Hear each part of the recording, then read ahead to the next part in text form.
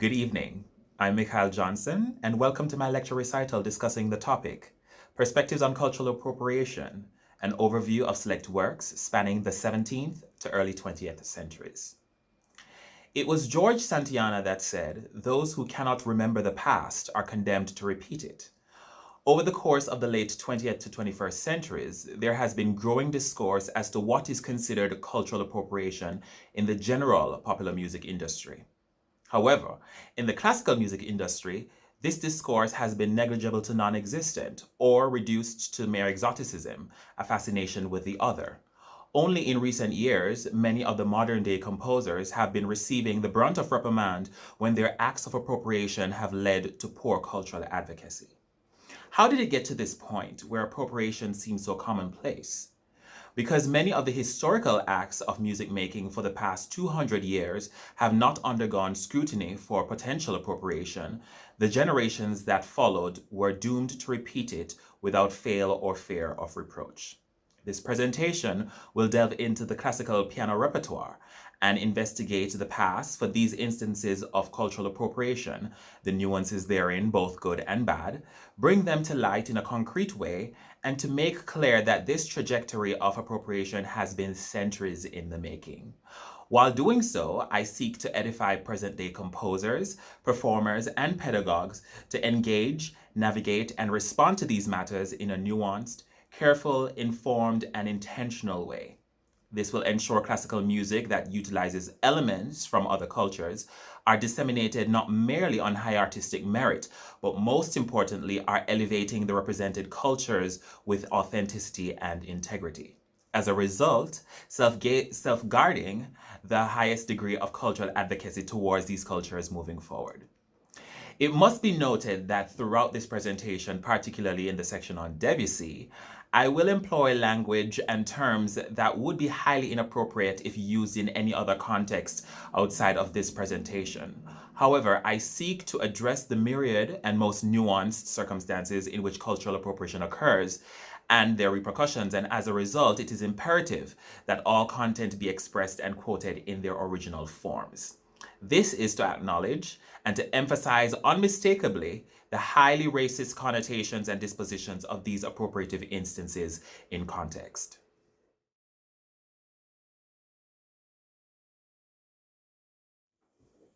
The topic of cultural appropriation is a very complex, nuanced, and wide-ranging one.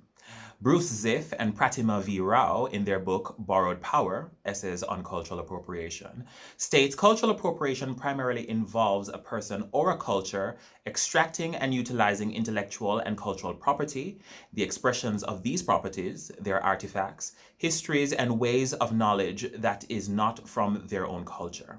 Notwithstanding the topic's complex nature, what you will witness in this presentation through the music examples are three overarching thoughts as identified by Ziff and Rao. Number one, appropriation concerns relationships among people. Number two, there is a wide range of modes through which it occurs. And number three, it is widely practiced. So what is cultural appropriation? The root of the term comes from the Latin verb appropriare, which translates to make one's own. This implies that the premise for appropriation is to gain power over. Consequently, the topic of cultural appropriation seems to default to the controversial and negative connotations, a parasitic relationship between the dominant culture and a subordinate culture. Here, the dominant culture appropriates the subordinate culture that is deemed to have no control over its representations or products. This context suggests the element of coercion, within which colonialism and oppression play a vital role in the exchange of these cultural goods. This, however, is not always the case. It is also possible for cultural goods to be exchanged by non-coercive means, but the denial of this possibility gives rise to a greater issue, one which I would argue stems from a dominant culture refusing to acknowledge and accept their wrongdoings toward minority cultures, both past and present. So it is understandable that the acts of appropriation are frequently contested, as there is a looming accusation of the perpetrator taking control of others' property, thereby having agency over said property's meaning.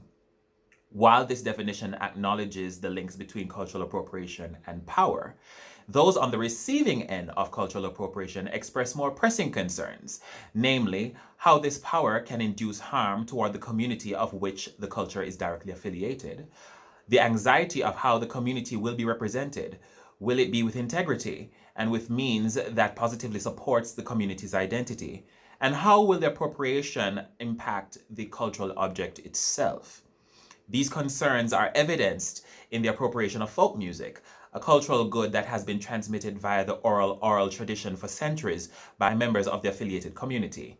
These members fear their culture and identity being transformed for the worse, eroded, or even destroyed.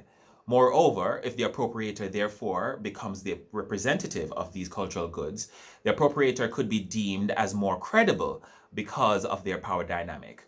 This leaves the responsibility on the members of the affiliated culture to utilize their voice to debunk and rectify misinformation.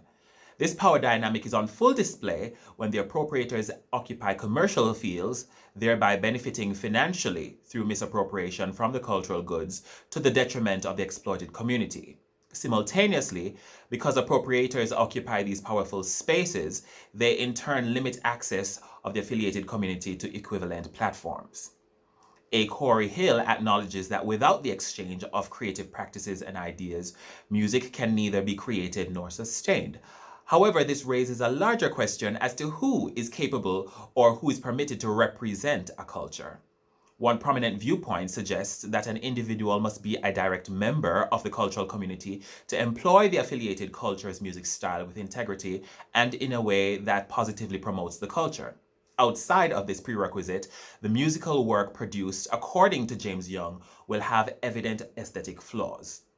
I'll define aesthetic flaws here as the incorrect utilization, uninformed recreation of, or insufficient implementation of the cultural elements in the new musical work, resulting in misappropriation or misrepresentation of the culture. Albeit an understandable philosophy, it portrays the community as not welcoming to cultural exchange, which in my opinion would not be a fair assessment. I present another possibility. It may be possible that an outsider can become inducted into a cultural community by exposure over time. Such a possibility suggests that cultural exchange can occur when the outsider acquires cultural experience by living in the culture. Such a perception suggests that outsiders may be equally capable of creating works with minimal aesthetic flaws. Anecdotal evidence suggests many examples of outsiders being able to produce culturally and sound representations of works from other cultures, and this we will see later. Indeed, it can be argued that an outside perspective on a culture may shed light upon interpreting and understanding a culture in a way that an insider may find impossible. This generates new and innovative avenues to explore and positively represent a foreign culture. However, through this experience, one may be able to understand the limitations of an outsider's perspective and also become more sensitive to the internal boundaries set by the community's own values. It is also possible for an individual to borrow from a culture and create new innovative content that has no explicit indication of the original material. James Young's example of this is the work of Picasso, which was influenced by African carvings. Having examined appropriation from a general view, looking closer into the classical music view, it is equally important to recognize the complex conflicts between contrasting cultural priorities. For example, Ralph P. Locke in his book, Music and the Exotic from the Renaissance to Mozart, suggests that a single given stylistic feature cannot carry a cultural association on its own, but rather in combination with certain other specific stylistic features. Locke listed ostinato rhythms, pedal points, surprising modulations, meter changes, and modal scales as some examples of potential stylistic features. Understanding that this is just a point of musical reference and is by no means an exhaustive list, I will be intentional in broadening this list to include all the specifics of a given culture. Locke also claims that the representation of a culture can be achieved through extra musical features.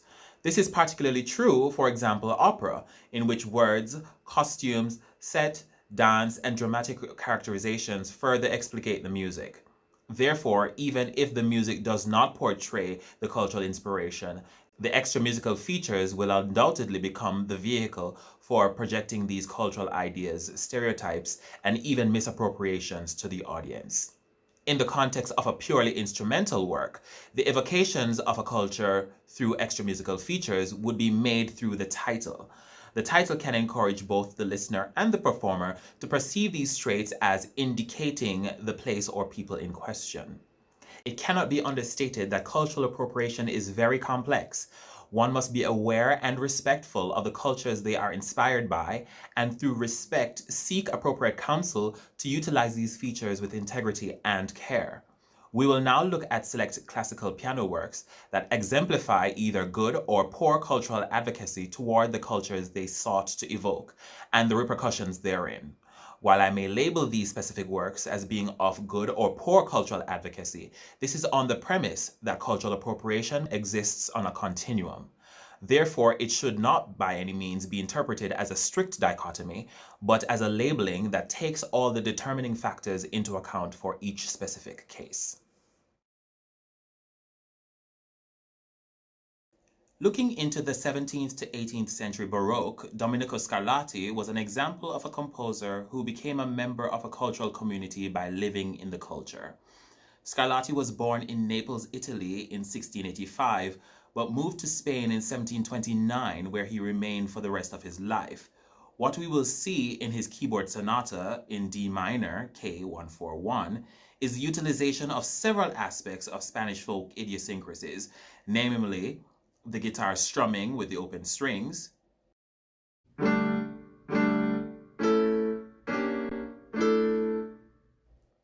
the melodic guitar playing with the piccardo and the alzopoa technique,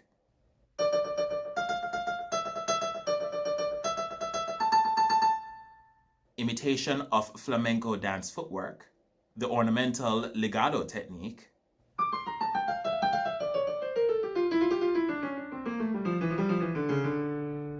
imitation of castanets and tambourines,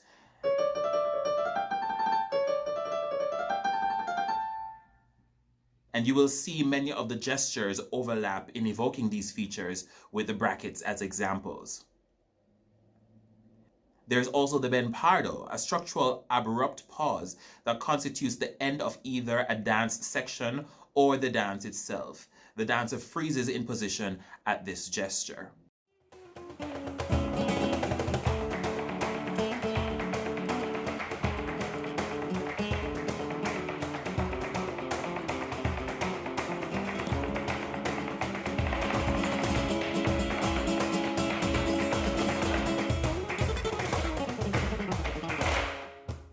There is also the Alidician cadence. Although not a real cadence, it's a Phrygian tetrachord descending stepwise that is hidden in the traditional circle of fifths in Scarlatti's work.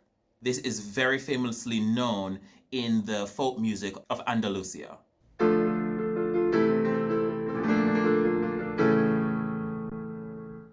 There is also call and response.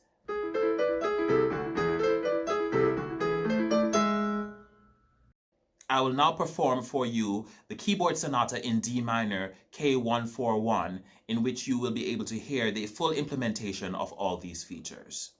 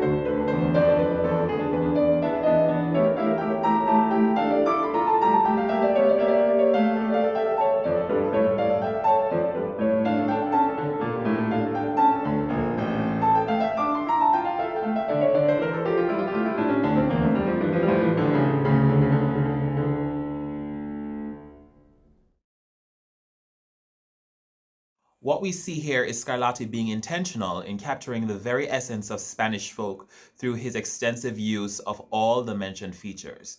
As for the extra musical reference, he only named them sonatas, which evades implicit bias that would encourage the listener or performer to perceive these musical traits as Spanish, and yet the features within the work, I would argue, were truthfully represented.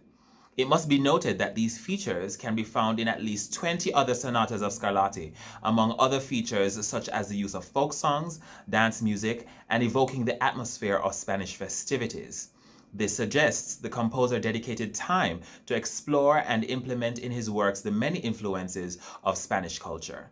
These works were written for the Queen of Spain, Maria Barbara, Scarlatti's prized pupil. This was Scarlatti bridging the gap of the courtly music with the music of the common people, being a cultural advocate on behalf of the common musician by bringing folk music to the royal courts. Scarlatti's intent, context, and diligence produced a set of works that were not only of high artistic merit, but it does not in any way demean, undermine, or stereotype any cultural minority group or its music, thus being of high cultural advocacy. Looking later in the 18th century, classical period, Mozart is an example of a composer that created a work in the style of a Turkish march, but his verbal intent made the work potentially destructive toward the culture it evoked. Mozart composed the sonata in A major, K331, in 1784 in Vienna, published alongside two other sonatas as Opus 6, his K330 and 332. The famous third movement, Alla Turca, from K331, labeled by Mozart himself, translates in the Turkish style and affirms the influence of the Turkerie era of 1650 to 1750, when all things Turkish were in fashion and made waves throughout Europe. It is in this period that Europe made contact with one of Turkey's most cultural assets, the Ottoman's military band, called the mether, or in the Western vernacular, the Janissary Band.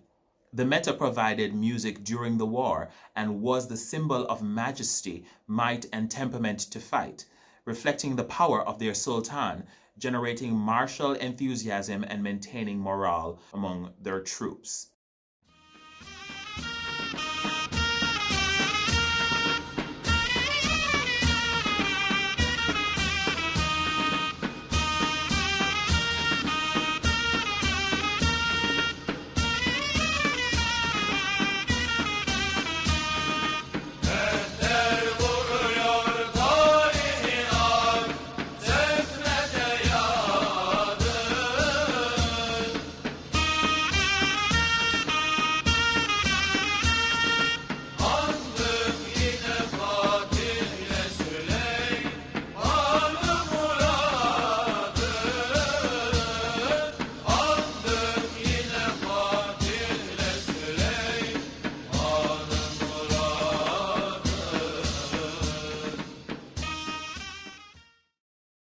As you may have witnessed from the excerpt, there are two instrumental divisions as seen in the mether, the melodic division and the percussive division. The melodic division are presented with the following instruments as seen on the slide and presents a monophonic texture, which Mozart uses loosely.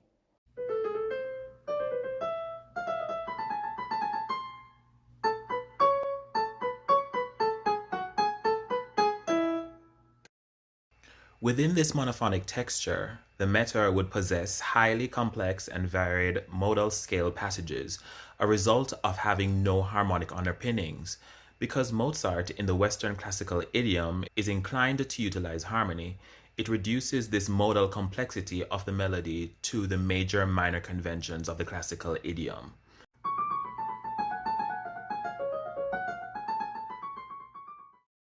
It should be noted also that Mozart's treatment of the development may take a likeness to the music of another region, for example, Hungarian folk music, verbunkus. The percussive texture is represented by the following instruments as seen on the slide, and Mozart utilizes the following gestures to represent this percussive texture.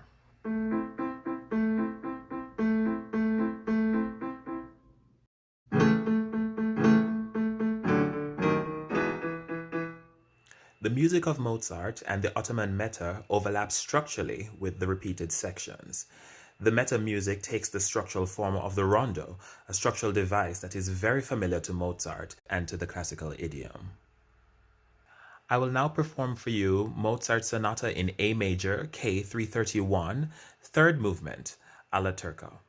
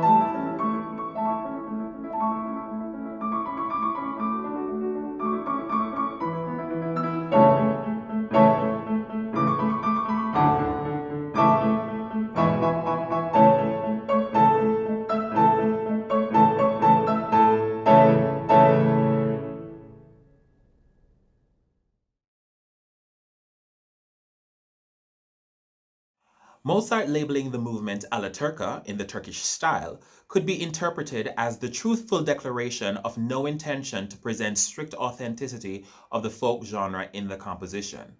Just as one might be ready to let Mozart off the hook, this letter to his father Leopold appears.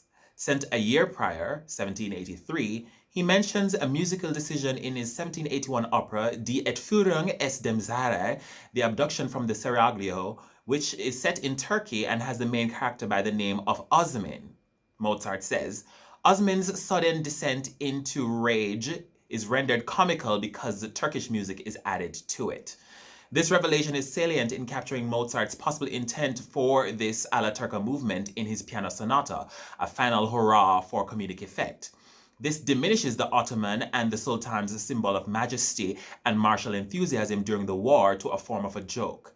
It renders the Ottoman people as weak, And furthermore, it returns and perpetuates the originally thought rhetoric that this other music is as primitive and barbaric as its people. Also entering the 19th century, many publishers sold the last movement as a separate publication sold under the title Turkish March in lieu of Alla Turca.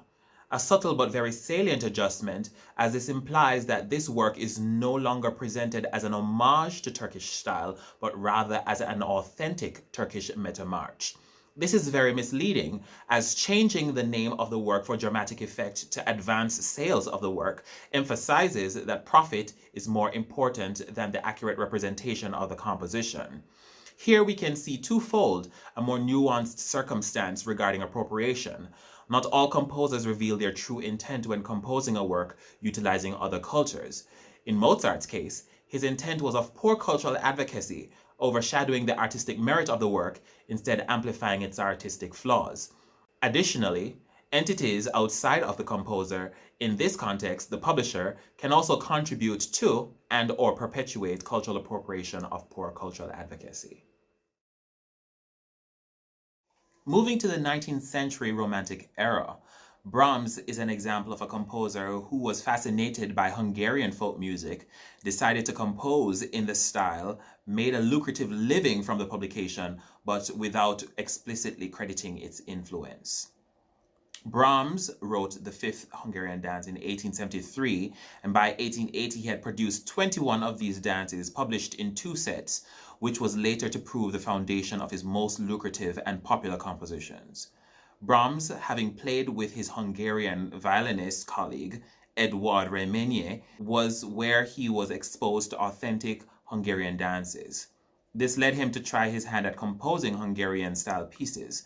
Interestingly, what he failed to concretize is the authenticity of the themes as traditional folk melodies. This is evidenced in the 5th dance, in which the theme came from his contemporary Hungarian composer Bela Keller's piano work, Barfati Emlek Sadas. The excerpt you will hear is Keller's version.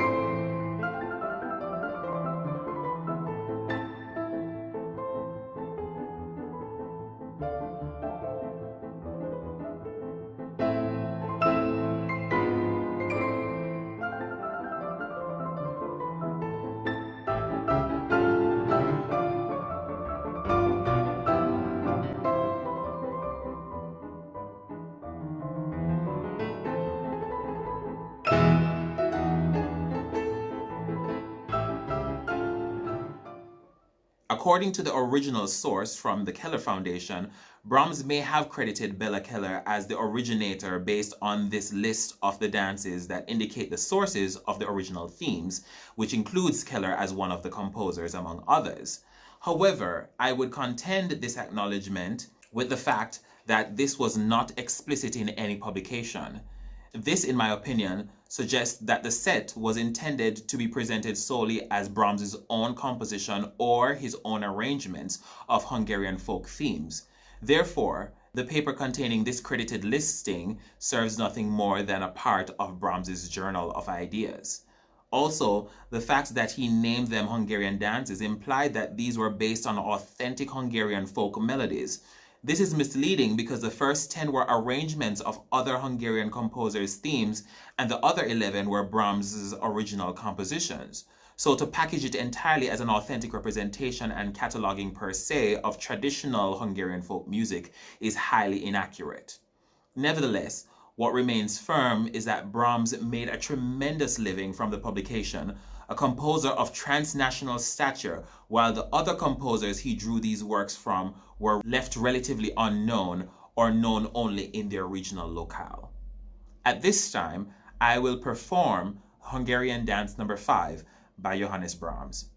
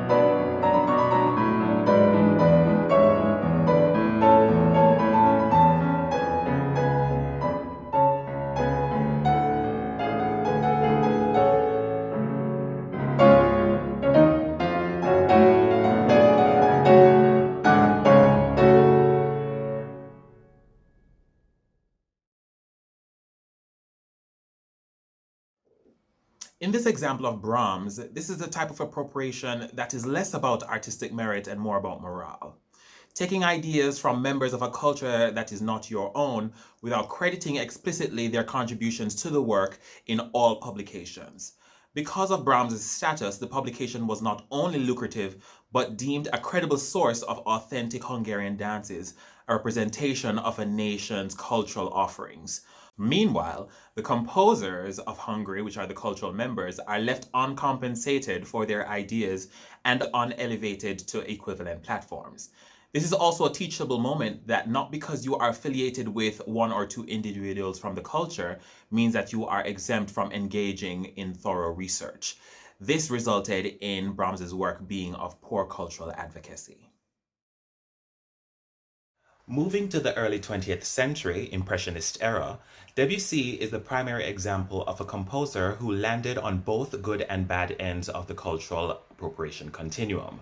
The year was 1889, which signified the 100th anniversary of the French Revolution and was commemorated with the construction of the Eiffel Tower and the Paris Exposition Universelle. This World Fair displayed cultural exhibits from all over the world and was frequented by Debussy. There, in the Javanese pavilion, he witnessed gamelan music and its accompanying dancers. The composer's encounter with gamelan music was a pivotal moment that inspired him years later to recreate these sounds in his own composition, Pagodes, one of 3 movements from his piano suite Estampes of 1903. The gamelan ensemble is a prominent instrumental group found throughout Indonesia. It may be considered as a percussion orchestra since most of the instruments are metallophones.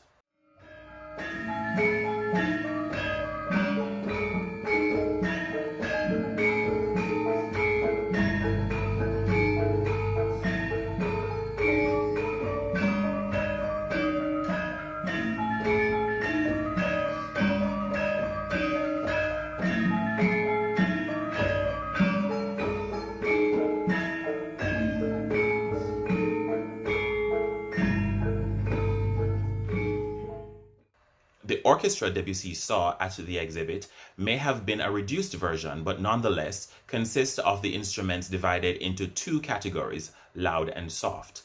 The loud instruments consist of instruments made of metal, and the soft instruments are instruments made of wood and consist also of singular melodic instruments. Examples of some of these instruments are shown on the slide. Each instrument within the ensemble is given a fixed task, and the instruments are grouped according to the function of said task, resulting in 3 distinct textural stratifications of sound in gamelan. Strata 1, where gongs and drum rhythms are on the lowest level.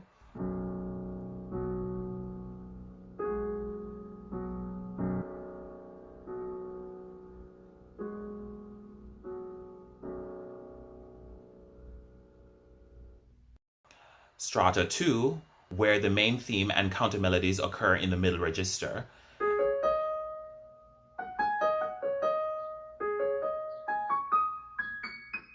In the main theme, Debussy uses the gamelan's 5-note scale, slendro, which its Western equivalent is the black key pentatonic scale. Strata 3 is the ornamentations and paraphrasing of the main theme, which is occurring on the upper level.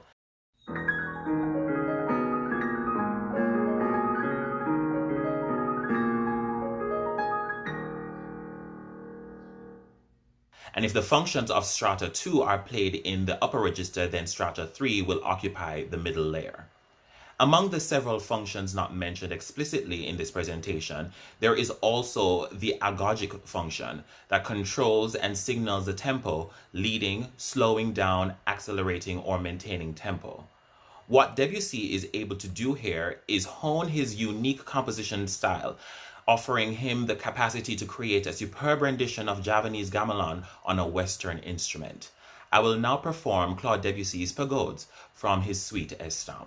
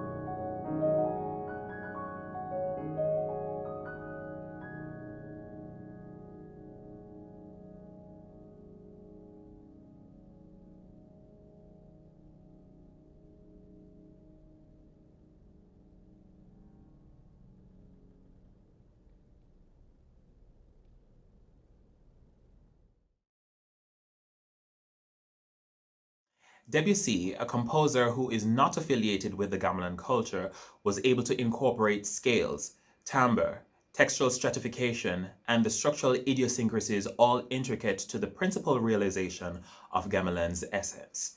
It must be stated that many examples in modern composition seeking to evoke the lands of the Asian East, and very poorly so, merely rely on one of these features, scales. The single black key pentascale would become the one-size-fits-all remedy to the absence of all the other features vital for providing a holistic picture of the culture being represented. Such a mode of operation produces cultural harm, erosion, stereotyping, and poor cultural advocacy. Debussy, on the other hand, is a solid example of genuine fascination by a culture that is not his own, being equally matched with intentional learning and understanding of that culture.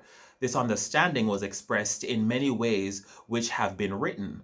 One in particular, in his article Taste of 1903, he writes, and I quote, "There used to be, indeed, despite the troubles that civilization has brought, there still are some wonderful peoples who learn music as easily as one learns to breathe. Their school consists of the eternal rhythm of the sea, the wind in the leaves, and 1,000 other tiny noises, which they listen to with great care, without ever having consulted any of those dubious treatises. Thus Javanese music obeys laws of counterpoint that make Palestrina seems like child play.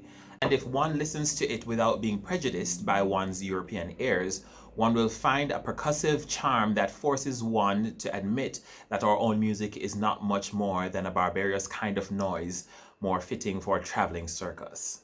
End quote. The final product was a work not only of high artistic value and cultural advocacy, but a respectable, honorable, and yet evocative representation of Javanese gamelan, sealed in Debussy's signature impressionist language. While Debussy was able to receive the highest praise for his work with gamelan, these praises will soon become bouts of disappointment. The Golliwog's Cakewalk of 1908 and The Little Nigar of 1909 are two works that find Debussy on the poor end of the cultural advocacy continuum. These were the only two pieces Debussy wrote with the titles in English. Even more unfortunate is that these two works were written for children. The Golliwog's Cakewalk was the last piece of a 6-movement suite called Children's Corner, which Debussy wrote for his daughter, Claude Emma Debussy. The Little Nigar was a piece commissioned by piano faculty member of the Paris Conservatory, Theodore Lac, to be a part of a piano method book. Both pieces utilize the ragtime, a popular African-American music genre that had just started making waves abroad. John Sosa was one of the carriers of this music when he brought his band from America to perform at the Paris exhibit in 1900. I would speculate that Debussy could have discovered ragtime music there in similar fashion to the 1889 exhibit where he encountered Javanese gamelan. The Cakewalk represents a pre-ragtime dance form that was popular until around 1904. This dance was also a form of contest, with cake as the prize for the most elaborate moves. Many of the early rags were used as the music for cakewalks.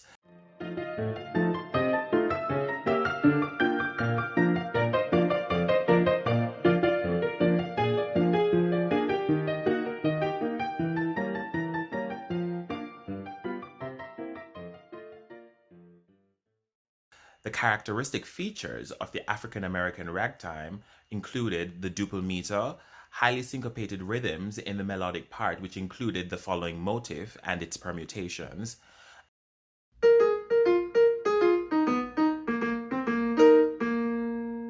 a steady bass figuration in the accompaniment, and 3 or 4 contrasting sections, each being 16 to 32 measures in length. Debussy in these two works only had 2 contrasting sections. The Golliwog's Cakewalk was inspired by the Golliwog doll, a doll Debussy's daughter did own and was hugely popular in Western European households. A description of the doll was given in 1895 by Florence Kate and Bertha Upton as a character in their book The Adventures of Two Dutch Dolls. They described the doll as a, and I quote, grotesque creature with very dark, often jet black skin, large white rimmed eyes, red or white clown lips, and wild frizzy hair, end quote. Furthermore, the doll had paws for hands and feet compared to the other dolls. Debussy even created his own illustration for the cover of Children's Corner, which involved the use of the head of the Golliwog as a balloon attached to an elephant. The Children's Corner suite is inscribed with the dedication, which translates, "To my dear little Choo Choo, with her father's tender apologies for what will follow." This could be interpreted in two ways. One, his thorough understanding of the racist connotations of utilizing the African American ragtime and affixing that to the Golliwog doll. And two, he wrote a piece for his child but used it as a vehicle for his personal vendetta against Wagner by quoting the melody from Tristan and Isolde, fragmented with comical interjections.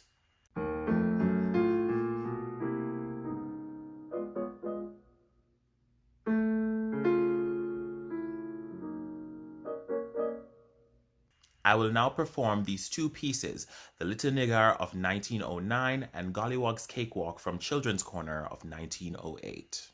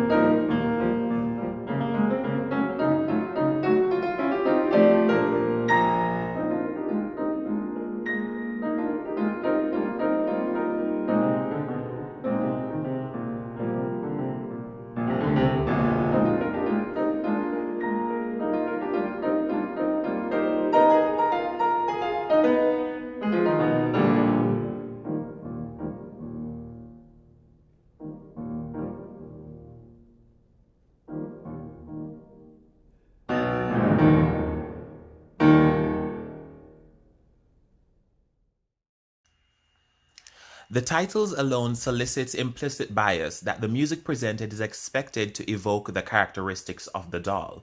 The specific use of the African-American ragtime as the music's source adds extra confirmation to the audience regarding the specific ethnic demographic that represents the doll. If Debussy opted to utilize original material in his impressionistic style, it would give a more ambiguous depiction open to the listener's interpretation, even though the implied bias from the title would still be there. Furthermore, the attribution of the ragtime music and the cakewalk dance, both African American artistic forms, is telling that Debussy is connecting the two and tapping into a history of highly racist portrayals of Black people and their music. Debussy's other work, the Little Nigar, also uses the ragtime genre as its source. In this case, it is explicitly referring to a Black child. This confirms the consistency of our theory. Additionally, quoting Wagner's Tristan and Isolde suggests Debussy intended it to be a mockery of Wagner. By including it in a work with ragtime, Wagner, an institution of refinement, is debased and trivialized to the level of a popular and primitive trifle. This is a problematic notion, as Debussy is hereby calling the African-American ragtime primitive and lowbrow music. In doing so, he is degrading the music's cultural creators. All these factors do not aid Debussy's case in pleading ignorance on his part for these transgressions. All these factors stipulate a thorough understanding of the racial underpinnings of these connections and their weight. The Little Nigar was a commissioned work for a method book. This commission could have been a grand opportunity for a person of color to compose a work that represented their community with integrity for children to experience.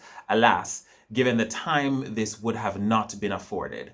Consequently, Debussy was now the voice on behalf of the minority group to pedagogues and children, a voice of poor cultural advocacy, as all his images demean and perpetuate stereotypes of all forms, thereby dissociating the African American cultural community from their art and making them no more than objects solely for aristocratic entertainment. Through the dolls, his cover illustration, and the music itself, Debussy has opened a gateway to teaching the next generation implicit biases towards other cultures and minority ethnic groups, creating a hierarchical cycle from society to individual. The consistent alignments with these two works are by no means coincidental. A racist disposition towards this minority group is unequivocal. This shows how musicians who do not exercise proper care in all cases of cultural interaction can fall into appropriation that results in poor cultural advocacy. The above analysis relating to African American music and its community led me to make the following observation. This is geared toward the manifestation of cultural appropriation over the 20th century and beyond. Silence, by not giving due credit, leads me to exemplify my thoughts on the topic and its repercussions through a historical observation between two composers, George Gershwin and William Grant Still, in 1930. Amid the debate of who inspired whom, what remains without question is that the two composers have crossed paths and have witnessed each other's musical offerings. Therefore, I would contend that credit was not explicitly given on Gershwin's part to Still. This silence, at face value, may not seem like a big deal. However, given the racial climate of the time, it brought devastating repercussions. This silence pushed the narrative that the compositional output of Still was inspired by Gershwin and not the other way around. So Gershwin was lauded for his compositional genius, while Still laid in the shadow of him. Still even got labeled as a knockoff version of Gershwin and not as a composer in his own right and stature. This is a narrative that rippled throughout the entire century and beyond. White silence has left Black talent subjugated to white comparison, the litmus test to musical competence and genius. And in so doing, minority groups within predominantly white spaces are constantly compared or forever lay in the shadows of their white contemporaries. Having discussed the many nuances that attribute to cultural appropriation for better or for worse, may prompt one to question, who is even allowed then to be inspired by and utilize the many cultural riches that are not their own? I strongly believe that this allowance is for everyone. A. Corey Hill, in her article A Reflection and Call to Action, admonishes, however, that when we address this exchange within cultures that are not our own, we have to ensure that our default privilege does not result in inequity or disrespect. This leads the dominant party to receive the praise and credit at the expense of the minority party. An imbalance of power is what is at the root of cultural appropriation. So how then should one respond to cultural appropriation? Implementing A. Corey Hill's 3 themes, acknowledge, decenter, care, we can start to establish a clearer path for performers, composers, and pedagogues to engage intentionally in demolishing the cultural appropriation pillars. One can identify their applications throughout the following recommendations for composers, performers, and pedagogues. Composers interested in utilizing cultural elements that are not their own should be working alongside personnel with direct connections to the culture in question. This could be by means of simply asking questions about what materials are appropriate to use and how they should be used. It is vital that elements, musical ideas, texts, and titles that have significant meaning or not are either translated correctly or are avoided altogether to prevent misuse or problematic connotations. These cultural personnel should be at all times credited and given monetary compensation for their contributions to the construction of the work. And where possible, they should be afforded as many opportunities as possible to join you in lectures, conferences, and other teaching and performing events as means of providing a platform for them to advocate and promote their cultural heritage. Composers who receive commissions from entities that request the use of cultural idiosyncrasies not affiliated to the composer must be bold and facilitate the process of redirecting such commissions to composers who are. Again, bringing assistance to minority voices via creating and funding opportunities. If this is not at all possible, the recommendation of soliciting cultural personnel would be the appropriate course of action. If performers and pedagogues are interested in commissioning works of a specific culture for performance or teaching, the first point of contact, if not only, should be to commission composers directly from that culture. Performers and pedagogues do have a responsibility of sending a message to composers that harmful narratives perpetuated towards minority cultures will not be further tolerated. This can be achieved firstly via not programming composers that are consistently problematic toward minority cultures. Secondly, by not programming works that possess problematic titles, program notes, musical material, or in any other way perpetuate ill intent or harmful stereotypes toward minority cultures and its people.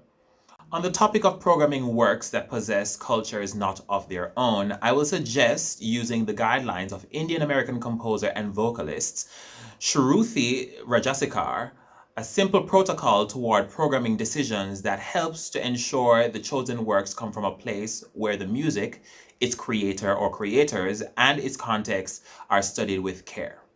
1. When deciding to program a specific tradition's repertoire, first ask yourself why. Is it to engage a new audience or inform the community? Is it a consequence of the re-evaluation of problematic conventions of your repertoire selection? If yes, then this is a step in the right direction. However, as we ensure to acknowledge decenter and care, one must ensure that their efforts are thorough and not to run the risk of resorting to tokenized solutions. On the other hand, if the reason for programming the culture's music is to have something rhythmic, light, fun, or as encore material or a discovery, is nothing but a reduction of that culture into something lesser than yours. This rhetoric needs rethinking as both racist and uninformed. It is not expected for you to become an expert in the subject. However, equal investment to the research of these unique idioms as you do your conventional repertoire will afford you agency to make informed repertoire decisions. 2. Once you become familiar with the tradition you're trying to incorporate, you can choose your repertoire. For an individual not familiar with the culture's tradition, there is no way to easily decipher what is quality. With the assistance of practitioners, you can be advised accordingly on how your program can be structured. A second pair of eyes or ears can help to challenge your implicit biases that may prioritize serious Western art music over the other frivolous traditions. Number three, in approaching discussions with members of the community within these unique cultures, be aware that they are in a vulnerable position and may feel awkward or even targeted because they are accustomed to tucking themselves in to fit the dominant culture. Ensure that you are actively listening, share your vulnerability of being ignorant, and show that you want to learn. Also, be willing to act and remove a work from a program if members of the culture have reported that certain works to them are problematic. In similar way to composers, performers and pedagogues not affiliated directly with a culture should seek to work alongside personnel with direct connections to that culture. All these efforts, as extraneous as they may superficially seem, are a demonstration to those onlooking how to be respectful, sensitive, vulnerable, constantly humbled, and actively and authentically engaged with the world around us. Cultural appropriation is a very nuanced concept and manifests itself in many capacities. It is evident that in classical piano music, cultural appropriation has been occurring throughout the centuries. The examples of cultural appropriation not only revealed bad cultural advocacy, but also showed that good cultural advocacy can occur and has been occurring from as early as the 17th century. Therefore, we should not be fearful for acknowledging cultural appropriation in all its forms. Furthermore, in the field of classical music, we should no longer accept the narrative of cultural borrowing being mere exoticism. By choosing to compose, perform, and or teach works that utilize elements of cultures that are not our own, we are automatically held responsible for how these cultures are represented. Ignorance concerning these matters should no longer be an excuse. The piano has been one of Europe's prized musical inventions. It prompted production of tremendous volumes of repertoire in the Western classical genre, which over 3 centuries held enormous gravity in shaping the varied philosophies of Western classical performance tradition. As the thoughts and ideas of non-Western cultures started making their way into Western classical music, the current performance philosophies were so ingrained that it seemed inflexible to facilitate new techniques and nuances required for the proper execution of non-Western ideas. If we juxtapose the piano as an instrument with set tempered tuning, a tradition of Western classical rules and fixed harmonic systems with a myriad of non-Western instruments that possess a variety of flexible tuning systems, scales, and modes, we can see how this can be a daunting task to decipher. Nevertheless, I would advise that by decentering the piano as a Western instrument, we allow ourselves to not be confined to the devices of the Western tradition. This can enable us to engage and broaden our scope into the realm of the non-Western to further inform our performance philosophies. Through intentional research, equal respect, sensitivity, vulnerability, and acknowledgement of the sophistication of these non-Western cultures, as we do our Western music, we open the gateway for a more holistic view of the world around us and the many forms in which music manifests itself. We should also use this newfound knowledge to acknowledge the past, learn from it, and respond positively and responsibly moving forward. A thorough approach should not be about avoiding negative consequences only, like disrespecting other cultures or minimizing the people in the community of said culture. It should be about actively creating new positive consequences. Therefore, what you choose to program, play, teach, or who you choose to commission is implicitly educating yourself, your pupils, and your composer colleagues, and also your audience on how to treat these cultures and by extension the cultural riches that exist in the greater world around us. Treating all cultures with care in Western classical music will help make these music spaces respectful and equitable. Not only will we build a culture of listening and learning, but also reaching out to the members of our community with authenticity and integrity. Only then will cultural appreciation manifest itself as a symbiotic relationship between the borrower and the community of the cultural source.